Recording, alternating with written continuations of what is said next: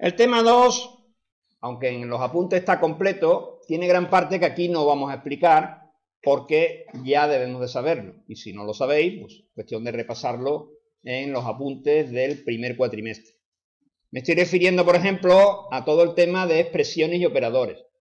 Las expresiones y los operadores en Java son prácticamente iguales a las de C. Y por tanto, pues no hay mucho más que explicar. Y con respecto a las sentencias de control, el if, el while, el for, todo eso también son iguales en Java y en C. Por tanto, pues vamos a darlo muy de pasada. Entonces lo que vamos a hacer, especial hincapié, lógicamente, son en las principales características que diferencian Java de C. Ahí sí que nos vamos a parar con cierto detalle. Mientras que en las cosas que tiene Java, que son iguales que en C, pues simplemente el que quiera pues puede o recurrir a los apuntes del primer cuatrimestre o, insisto, en estos apuntes también están completos, pero bueno, tampoco tiene mucho interés perder tiempo a esta altura, supongo, en explicar el if, ¿no? Por ejemplo. Bueno, en primer lugar, tenemos que dar las normas para construir un identificador en Java. Las normas para construir un identificador en Java las tenéis aquí. Los identificadores se construyen mediante una secuencia de letras, dígitos o los símbolos subrayado y dólar. ¿De acuerdo? Es decir, un identificador, una variable, de un objeto, de una clase, de una interfaz, de lo que queráis. En Java es una secuencia de letras, dígitos, el símbolo de subrayado, el guión bajo, o el símbolo dólar. Teniendo en cuenta que no puede coincidir con las palabras reservadas del lenguaje, lógicamente, debe comenzar por letra, subrayado o dólar, es decir, no puede empezar por dígito, cosa que también pasaba en C, tampoco es nada nuevo. Puede tener cualquier longitud y quizá lo más interesante, que también pasaba en C, es que se distinguen mayúsculas de minúsculas. Es decir, que si yo nombro a una variable o a un objeto min, todo en mayúscula, pues no será lo mismo que min, donde la primera sea mayúscula y el resto minúscula. Son dos identificadores diferentes. ¿Algunos ejemplos? Bueno, básicamente los que tenéis ahí son, insisto, muy parecidos a los que habíamos podido ver en C, ¿no? ¿Qué es lo que se suele hacer en Java? Bueno, pues en Java una convención parecida a la que vimos en C es que los identificadores de clase y de interfaz tengan la primera letra en mayúscula. ¿De acuerdo? Es decir, el tipo punto, la P, se escribe en mayúscula, ¿vale? Para intentar indicar que eso es una clase. Mientras que las variables, por ejemplo, o los objetos, se denominan todos sus caracteres en minúscula, salvo que sea la unión de varias palabras. Y entonces lo que se hace es distinguir el final de una palabra y el principio de la otra, poniendo la primera letra de la segunda palabra en mayúscula, por ejemplo. Imaginaros que yo tengo sueldo base como variable. Entonces yo pongo sueldo base, donde la B la pongo en mayúscula. ¿De acuerdo? Para distinguir en la lectura, facilitar dónde termina una palabra y dónde empieza otra. Esto lo hemos hecho también, por ejemplo, en get distancia otro punto. Si os acordáis, get distancia otro punto, lo vemos aquí. Pusimos get en minúscula, distancia, mayúscula la D, a otro punto. Todos los principios de palabra en mayúscula. ¿De acuerdo? Eso es una regla, evidentemente no obligatoria, pero es una regla para formar palabras y que sean más legibles los identificadores. Insisto, como veis, la clase, en este caso la interfaz, se escribe con la primera letra en mayúscula.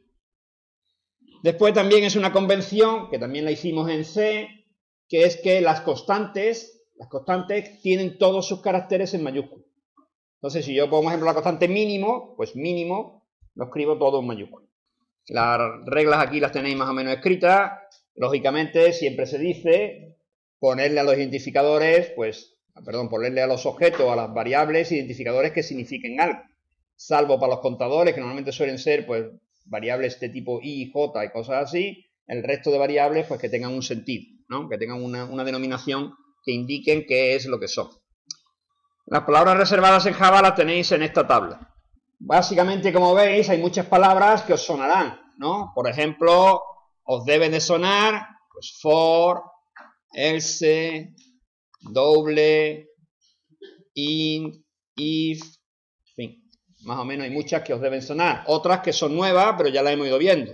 Por ejemplo, public, ya la hemos visto private, hemos visto this. Bueno, esto la iremos aprendiendo, evidentemente no hace falta sabérsela, sino que iremos aprendiéndola conforme avance el curso. Bueno, ¿qué es un literal? Pues un literal es una constante. Las constantes en Java básicamente se construyen igual que en C. Aunque hay posibilidad de poner constantes en octal, por ejemplo, como aparecen estas aquí, bueno, pues lo normal es poner los números enteros como una sucesión de números sin parte decimal. Las variables de tipo real, pues ponerlas o bien con una expresión con punto decimal o bien con exponente, como veis aquí. Los caracteres se ponen entre simples comillas, también como en C. El carácter /n, por ejemplo, es el carácter fin de línea y se pone con una barra. Las cadenas de caracteres tienen un tipo propio en Java, que ya lo hemos visto, que es el tipo string, y se representan también como en C, con dobles comillas. Los literales de tipo long o de tipo float, para distinguirlos de los literales enteros o doble, se les pone detrás la letra L o la letra F. Nosotros no los vamos a emplear habitualmente. Nosotros siempre vamos a definir las variables como tipo int o tipo doble. Pero bueno, si quisiéramos poner variables, por ejemplo, de tipo float, pues para distinguirlas de las dobles se le pone una F detrás, una F minúscula. Bueno, también existe, como sabéis, el tipo boolean, que no existía en C, pero sí existe en Java, y los valores que pueden tomar las variables de tipo boolean, pues son los valores de falso o verdad, pero en inglés, false o true. Y un objeto puede tomar el valor null. En el caso de que no esté inicializado, su valor es null. Lo veremos también más adelante. ¿Cómo se pone un comentario en un programa Java? Bueno, pues igual que en C, exactamente igual que en C. Es decir, doble barra para un comentario de una línea o barra asterisco. Asterisco barra para un comentario en varias líneas. Todo lo que esté entre el asterisco barra y entre el barra asterisco y el asterisco barra es un comentario y el compilador lo ignora. Además, como veis, si yo pongo un comentario en un trozo de código en Java, todo el código que esté entre los dos cambia de color. ¿Veis? Está puesto, pues en este caso, en verde. Todo esto es un comentario, es ignorado por el compilador y claramente se puede ver que es un comentario por el cambio de color en los caracteres. También veis que en Java, por ejemplo, las palabras reservadas, veis que salen en otro color, salen en un color así como morado, un poco en negrita, new o if o else, ¿veis? Salen claramente como palabras distinguidas. Y, por ejemplo, los literales, las cadenas de caracteres que son literales, salen también distinguidas en un color azul. Con lo cual podemos detectar si hemos puesto bien un literal o si no hemos cerrado unas comillas, por ejemplo, pues nos daría un error porque se pondría en azul todo, porque no encuentra el final de la cadena de caracteres. Bien, primera novedad, porque lo que he contado hasta ahora no tiene ninguna novedad. La primera novedad, ya la empezamos a ver la semana pasada, es que Java tiene unos tipos primitivos. Los tipos primitivos que tiene Java son los mismos que tenía C. Es decir, el int, el char, el long, el doble, el float. Como veis, todos en minúsculas. Son identificadores de tipos en minúsculas y significan lo mismo que significaban en C. Es decir, el tipo int es para enteros, el tipo char para un carácter, el tipo long para un entero más largo, el doble para un número real en doble precisión y el float para un número real en simple precisión. La diferencia entre ellos pues es o real o entero y el número de bytes que ocupa en memoria. Bien, Java tiene estos mismos tipos, más el tipo boolean, que ese sí que no estaba en el C estándar, en el ANSI C, y Java lo tiene. El tipo boolean equivaldría de alguna manera al tipo lógico que estudiamos en C. Pero es que además Java hereda estos tipos del C y tiene lo que se llama tipos envoltura, que se conocen también por la palabra en inglés wrapper, tipos envoltorio o envoltura, que como veis, pues son básicamente los mismos nombres que teníamos para los tipos primitivos, pero con la primera letra en mayúscula, salvo para el tipo int, que el tipo correspondiente es el tipo integer. Entonces tenemos el tipo integer, la i con mayúscula, el tipo long, la L con mayúscula, el tipo boolean, la B con mayúscula, el float, el doble, y también cambia para el char, que no pasa a ser char, la C con mayúscula, sino pasa a ser character, completo. ¿Qué son los tipos de envoltura? Bueno, pues los tipos de envoltura son exactamente igual que los tipos primitivos, pero con una ventaja fundamental, y es que son considerados por Java como objetos. Es decir, que cuando yo defino una variable de tipo integer, realmente no es una variable tal cual, sino es un objeto de tipo integer. Y como veremos un poco más adelante, tiene muchas ventajas denominar a las variables como objetos en la programación orientada a objetos. ¿De acuerdo? Por eso Java proporciona estos tipos de datos, para que las variables primitivas puedan ser también objetos. De alguna manera, casi los tipos primitivos, pues básicamente casi no deberían de usarse en Java.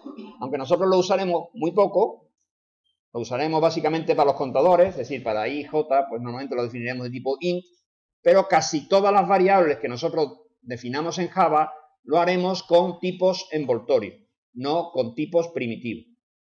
Es decir, que habitualmente utilizaremos integer, utilizaremos doble o utilizaremos long en el caso de necesitar más capacidad para guardar un entero. Nosotros de hecho ya lo hemos usado. En la clase punto, si veis, nosotros pusimos que x e y eran de tipo doble, con mayúscula la d. Es decir, que la x y la y son objetos de tipo envoltorio. A efectos de lo que hemos hecho hasta ahora, nos daba igual. Pues nosotros lo que hemos hecho, ¿qué son? Pues hemos hecho operaciones, por ejemplo, restar, multiplicar y hallar la raíz cuadrada. Bueno, pues eso se puede hacer exactamente igual con los tipos primitivos que con los tipos envoltorios. La x y la y salen en azul precisamente para que sepamos que son atributos. Es decir, que siempre que aquí aparezca la x y la y, tú sabes que son atributos. Aquí aparece, está en azul, aquí la y, aquí la x. Es para que dentro de la clase tú sepas distinguir los identificadores de los atributos. Salen en azul porque son atributos, no por el tipo que tengan, independientemente del tipo que tengan.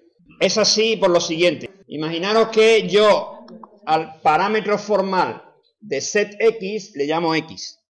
Fijaros que inmediatamente, lo voy a repetir otra vez porque es posible que ahora ya no la haya visto. ¿Veis que la x está en azul? ¿Sí? La x está en azul, ¿no?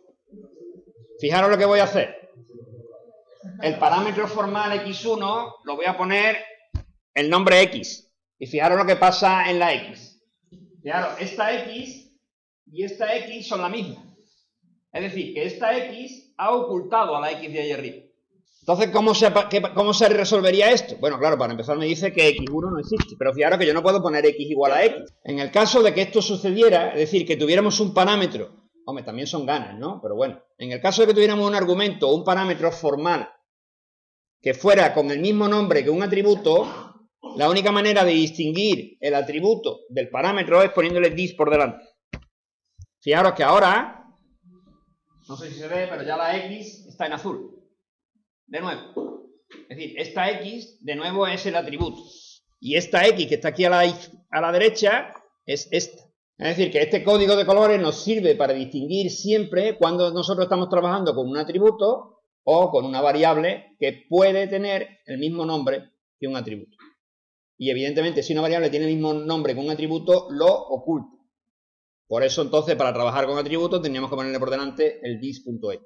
Si no sucediera eso, que es lo que yo tenía, es decir, si yo a la variable le llamo x1, pues entonces puedo hacer o esto, o bien quitar el this.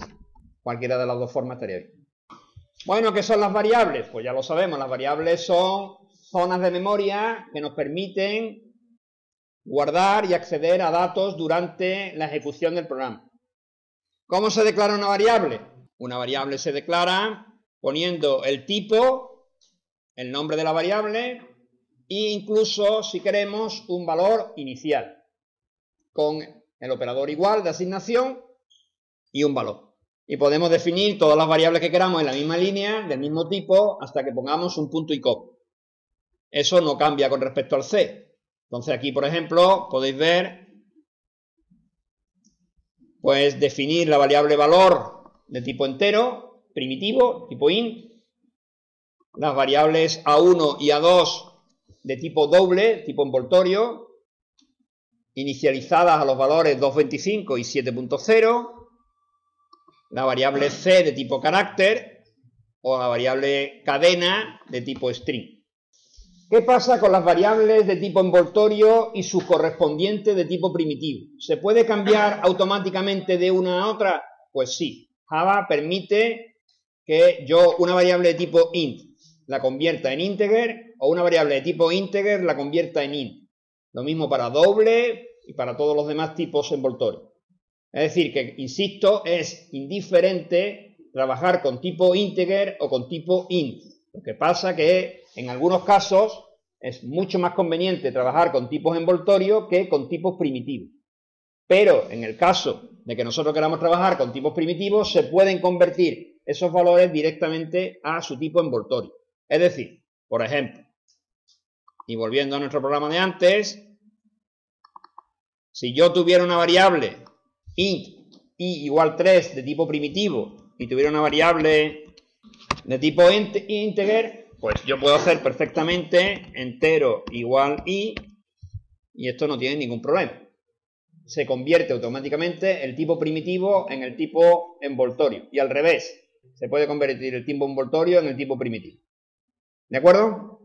Insisto que los tipos envoltorios se pueden sumar, restar, multiplicar todos sin problema. Es decir, que yo podría hacer, por ejemplo, i igual a entero por 3 más 7, sin problema. Se convierten automáticamente las operaciones de tipos envoltorios en tipos primitivos en un sentido y en otro. Bueno, esas conversiones automáticas reciben en inglés los nombres de autoboxing y unboxing, para el que quiera saber más. ¿Cómo se puede construir un tipo envoltorio? Bueno, pues una de las ventajas de los tipos envoltorios es que pueden construirse a partir de cadenas de caracteres. Es decir, lo veremos más adelante en el curso, cuando yo lea un fichero de texto, lo que leo son cadenas de caracteres.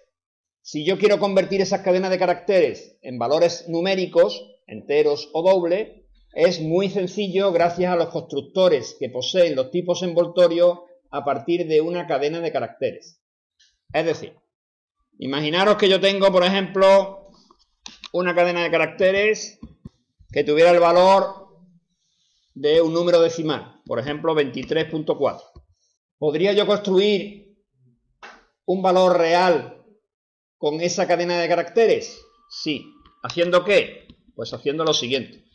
Doble igual new, bueno, a darle un nombre, por ejemplo, valor, new, así.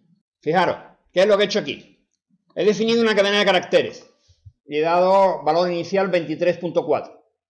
Y a continuación tengo una variable valor definida de tipo doble y la quiero inicializar con el valor que contiene esa cadena de caracteres. ¿Cómo lo hago? Pues invoco al constructor, atención, invoco al constructor del tipo doble a partir de una cadena de caracteres. Eso lo puedo hacer porque doble, como he dicho antes, es un tipo envoltorio, es decir, son objetos. Y como objetos que son, pueden ser construidos a partir de un constructor. Java proporciona un constructor que a partir de una cadena de caracteres es capaz de construir un número, en este caso real. De hecho, sale aquí en la ayuda. Doble a partir de string construye un número doble que representa el número flotante del valor indicado por la cadena de caracteres, o representado por la cadena de caracteres. Evidentemente, si la cadena de caracteres no estuviera bien construida, nos daría un error. Imaginaros que yo quisiera mostrar, por ejemplo, el doble de valor. ¿Qué tendría que hacer? Pues tendría que hacer system.out.println valor por 2. Si lo ejecuto, me sale efectivamente 46.8, que es el doble de 23.4. A ver, una solución para no tener que estar escribiendo el system.out.println es definirse un método privado, que he escrito aquí abajo, que lo que hace es renombrar el system.out.println y le he llamado mostrar. Muy importante cómo está estructurado el código. Yo tengo la clase test, que recuerdo que la clase test está aquí, en este caso en el paquete test. Mientras que tengo el paquete punto, con las cosas de punto, tengo el paquete test, donde está test punto. Bien, la clase test punto tiene aquí una llave que se abre. ¿La veis, no? La llave de cerrar está aquí abajo. Es decir, que la clase test incluye ahora dos métodos. Un método que es el main, que tiene toda esta cabecera, que es por donde va a empezar a ejecutarse el proyecto. Y le he añadido, fijaros que el main empieza aquí y termina aquí. Y antes de que termine la clase, he añadido otro método que le he puesto por delante privado, static, y le he llamado mostrar. Lo he puesto tipo void porque no devuelve nada. ¿Y qué es lo que recibe? Pues recibe un objeto. Este nombre object lo veremos también más adelante con más detenimiento. De momento, object es una palabra que indica cualquier objeto. Entonces, este método mostrar recibe un objeto y lo que hace es invocar a system.out.println con ese objeto. ¿Qué es lo que estamos haciendo? Pues sencillamente ahorrarnos el tener que estar system.out.println cada vez que yo quiera mostrar un resultado en la consola. El orden de los métodos dentro de una clase, lo dije la semana pasada, lo vuelvo a repetir hoy, el orden de los métodos no importa. Se pueden poner en cualquier orden. Bueno, pues con esto, el system.out.println que está aquí, podríamos ahorrárnoslo y poner mostrar directamente. El resultado, lógicamente, sería el mismo. 46,8. Entonces, a lo que íbamos. Los tipos envoltorio, doble, integer o cualquier otro nos permite construir objetos de tipo numérico a partir de su representación como cadena de caracteres. Y esto nos será bastante útil cuando leamos ficheros de texto, que nosotros leeremos cadenas de caracteres y si esas cadenas de caracteres representan números, pues las convertiremos mediante este mecanismo en su correspondiente valor. Esto lo tenéis pues aquí. Aquí tenéis un ejemplo en el que hemos construido un entero b, un entero a, directamente como 35, un entero b utilizando el constructor de íntegra a partir de un valor numérico. Evidentemente esto es sobrecargar demasiado el constructor para nada, porque hubiera dado igual poner integer b igual a 10, y la posibilidad, como hemos dicho, de construir valores enteros o reales a partir de cadenas de caracteres. Una vez que yo he construido a, b y c como valores enteros, integer, fijaros que la d y la e son valores int, primitivos, y sin embargo no hay ningún problema pues en sumarlos entre sí y asignárselo a una variable tanto envoltorio como no. Es decir que, insisto, se pueden manipular los tipos integer y los tipos int o los tipos doble mayúscula y doble minúscula indistintamente unos con otros sin ningún tipo de problema.